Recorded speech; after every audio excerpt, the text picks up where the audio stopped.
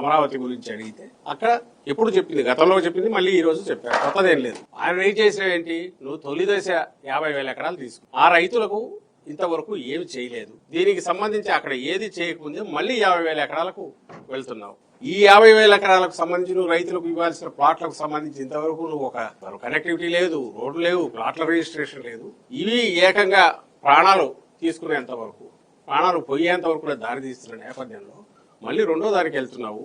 ఇక్కడ ప్లాట్లు ఎక్కడ ఇచ్చావంటే చెరువుల్లో ఇచ్చావని వస్తున్నాయి. ఇది తప్పు కాదా అనేది ఒకటి రైజ్ చేశారు. అది వాస్తవం కాదా, దానికి ఆన్సర్ ఇవ్వాలి కదా. ఇంతవరకు ఏమైనా నువ్వు ప్లాట్లు రిజిస్టర్ చేసావా, లేదా ప్లాట్లకు సంబంధించి ఎవడైనా కొనే రకంగా ఉందా, ఎవరైనా కొనేట్టున్నా, ఎందుకంటే దానికి దారులు లేవు, ఒక క్లియర్ కట్ ఇవి లేవు, వాటి ప్లాట్లకి వాళ్ళు పోలేరు, మార్టిగేజ్ చేసుకోలేరు, అమ్ముకోలేరు. ఇది రైతులు రోజు గొడవ పెడుతున్నది. నువ్వు అతి వెళ్లకుండా రెండో దానికి పోతున్నావు. రెండవది అక్కడికి పోయి ఏం చెప్తున్నావు, మళ్ళీ ఆ రెండో దీనికోసం పోయినప్పుడు మన పత్రికలో చూశాను, 1,50,000 రుణమాఫీ వరకు ఆలోచిస్తాము చేస్తామని. అసలు సాధ్యమా, ఎట్లా చేయగలరు? ఇది భ్రమలో పెట్టడమే కదా.